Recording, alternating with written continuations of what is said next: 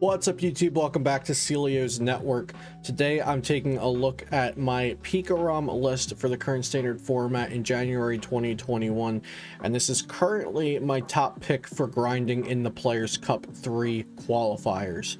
I've been putting a lot of work into this deck, more than I've been putting into just about any standard format deck in the past few months, because standard format has been pretty volatile and luck based, but I feel like Pikarom has the most skill expression, and basically by that I mean it has the most chances to influence the outcome of your game with your own decisions and your own skill. So Pikarom has been what I've been focusing on. I wrote an article on my Patreon at patreon.com/Celio's Network, which is $3 a month to subscribe to, about top picks for Players Cup and why or why not to play certain decks. And I'll also be doing pretty much a full walkthrough on Pikarom, kind of road mapping the matchups as good as I can, and when or why and why not you might choose to use certain attacks or Pokemon in this deck for your different matchups that you might face in the Players Cup 3 grind. So if you're interested in any of that, head on over to patreon.com/Celio's Network. Like I said, $3 a month to support my content and read my premium content. But if not, we've got this video right here for you to check out my current list that I've been working on. Before we hop into that though, shout out to PotownStore.com, the best place for you to get PTCGO codes, and be sure to use code Celio for 5% off. And I'd also like to shout out a few people off the top of my head for working on the Pikarom list and helping me test and just giving me advice. So first, my mom, Joan Morsa, who's been my main testing partner pretty much through the online era. We'll just, sit down and play a few hours of games, and we've been mostly focusing on the Pikarom mirror and just trying to optimize Pikarom and optimize our play with it. Also, shout out to Mellow Magikarp, a fellow content creator, and Mike Fouché, who have just been hanging out in my chats a lot, talking Pikarom talk while I'm streaming. And Mike Fouché gave a good bit of input and just kind of some tips and his own thoughts on Pikarom that have influenced my list. So yeah, let's talk about Pikarom as a whole, and then we'll talk about the specifics of the list that I have arrived at for now. So Pikarom, the reason why I think it has skill expression more so than most of the standard format meta decks is that you have 4 attackers. And 4 attackers in other eras of the Pokemon trading card game is not a lot, but currently when you have decks like ADPZ that they go Alter, Ultimate Ray, Brave Blade, game over. You have Eternatus, just says Dedenne. You have Centiskorch, it just says Centiferno. This deck is a lot different from that. So you have Boltund with 2 good attacks. Both of its attacks are very usable, and you'll typically use both of these in a game. Pikarom with 2 good attacks, and you'll always use Full Blitz. Sometimes you'll use Tag Bolt. Raichu with 2 good attacks. You'll typically always get to use Tandem Shock in a game, or at least in closer games you'll use Tandem Shock. And then Lightning Ride-GX is a very good attack. And then we have Mewtwo and Mew, which technically you're never using Mewtwo and Mew's attack, but you can use any of these 4 attacks: Full Blitz, Tag Bolt, Tandem Shock, or Lightning Ride with Mew. So there's 6 attacks, and you're typically using 4 to 5 of them throughout a game. And then also throw in the variety of being able to copy 4 of those 6 attacks with Mewtwo and Mew-GX. Gives you a lot of decisions to make over the course of a game that can definitely impact the outcome of that match.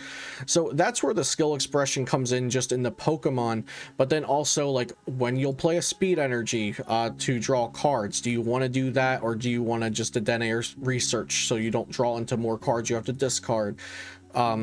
When to play your Crushing Hammers? Do you want to play Marnie or Research?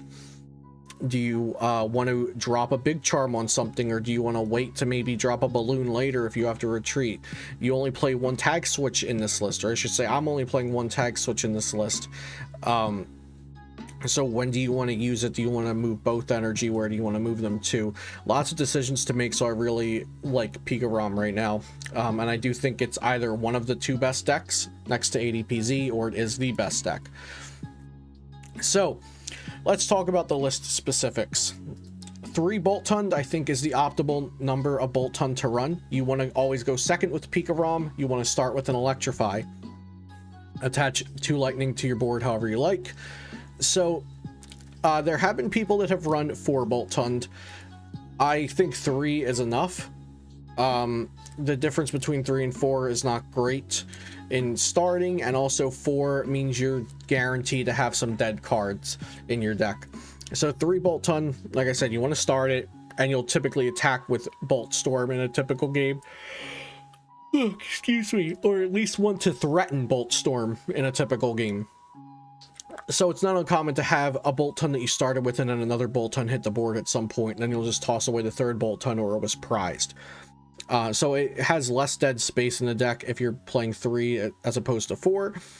And something I agree with that I believe Mike Fouché said, if you're thinking about a 4th Boltund, just run a 3rd balloon instead. And I 100% think that's the correct way to think about that, because a 4th Boltund doesn't really do much for you over the course of a game, but a 3rd air balloon really can, because seeing the air balloon a little more frequently can get you the retreat into your Boltund, or the retreat into your Raichu to paralyze, or retreat the Mew out of the active that you started with and you want to use something else because it's a bad matchup to use Mewtwo in, whatever it is. But I do think 3 Boltund, 2 balloon is kind of the norm, and if you wanted to up your consistency, I would start with a 3rd balloon as opposed to a 4th Boltund. As for the rest of the Pokemon, I think this is just set in stone, standard, the way to run it. People have asked, if Raichu's so good, why not run 2? You never want to use 2 in a game. The games it's prized, you can survive without it, and at least sometimes you can, you know, take your first 3 prizes and hope you get it off the prizes. If it is prized, you have a 50% chance of getting it off of those 3 prizes. So you have the, you know, the 1 in 10 games it's going to be prized, and then when it is, you can 50% chance get it out of those prizes by just taking some knockouts.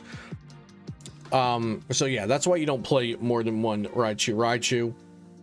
3 Dedenne is something you could consider, but while playing 4 Quick Ball, 2 Radar, and 1 Cherish Ball, you'll typically be able to find at least your first Dedenne when you need it. And if the second Dedenne is prized, odds are the Crobat V isn't. So you can always use Crobat V as your backup draw support. But if you're worried about Dedenne getting prized, I don't blame you for wanting to play 3 Dedenne. 2 is definitely the lowest count you can play. 2 Mewtwo is really good. So Mewtwo is amazing for this deck because it combats Colossal VMAX, which would be, you know, absolutely destroying Pikarom if we didn't have Mewtwo and Mew. But with Mewtwo and Mew, I actually feel pretty okay going into matchups like Donphan, Excadrill, and Colossal, even if they're playing Mimikyu, because they have to get the Mimikyu down, they have to damage the Mewtwo, we have to not have Boss to knock out the Mimikyu with something like a Boltund, and then just resume swinging with the Mewtwo again. I don't think things like that warrant a Stealthy Hood or Malolana in the deck to, you know, counter Mimikyu at all or anything. But yeah, so Mewtwo is really good. 1, because Psychic typing, so it takes care of something random like a Galarian Sirfetch'd V. We can take care of that. It's weak to Psychic. We also take care of other opposing Mewtwo decks with our own Psychic Mewtwo because we hit them for weakness, because Mewtwo is weak to itself.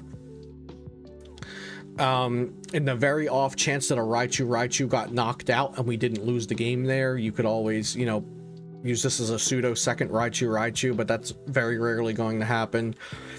It has extra HP against something like ADP Zacian, where Zacian's Brave Blade swings for 260, and that knocks out Pikarom. It does not knock out Mewtwo and Mew, because Mewtwo and Mew will live with 10 HP.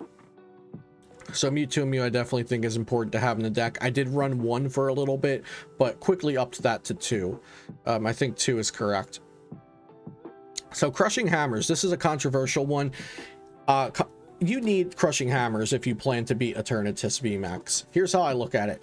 Eternatus VMAX, if you hit 0 Hammerheads, you're unfavored. If you hit 1 Hammerheads, you're favored. If you hit 2 Hammerheads, you are let me restart that. If you hit 0 Hammerheads versus Eternatus, you're unfavored. If you hit 1 Hammerheads, you're even. And if you hit 2 Hammerheads, you're favored.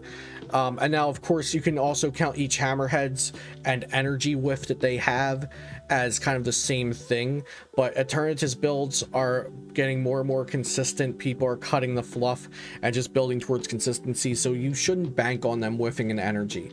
The reason being, if you hit that 1 Crushing Hammerheads, it becomes an even matchup, is you've now slowed them down enough that you have time to 2-shot an Eternatus with either Full Blitz into Tag Bolt or Bolt Storm into Tag Bolt.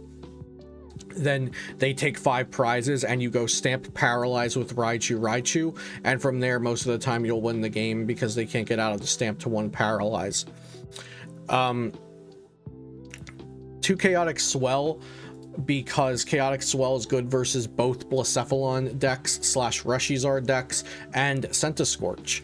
Vikavolt was prior in the deck, but Vikavolt is less good against Blacephalon now that they are commonly running Reshizard, and I think you should run at least 1 Reshizard. I personally like the 2 Reshizard build. So Vikavolt's less good against Blounds now, so just play Chaotic Swell. It's better versus fire decks. Also good against Poison Eternatus, bumps their Dark City, but I don't think Poison Eternatus is the better of the 2 variants. Big Charm can help versus ADPZ, so they can no longer one-shot your Pika. It can help in the mirror match on a Boltund, so they can't tag bolt your Boltund for knockout. If you Big Charm a Mewtwo, then Eternatus needs a little something extra than just the vanilla Dedenne to one-shot the Mewtwo, which can be nice.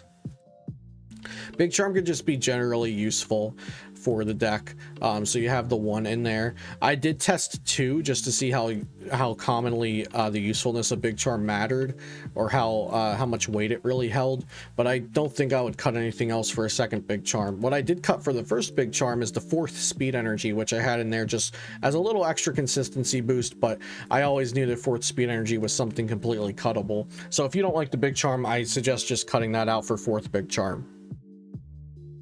Did I just say if you don't like the Big Charm, cut it for 4th Big Charm?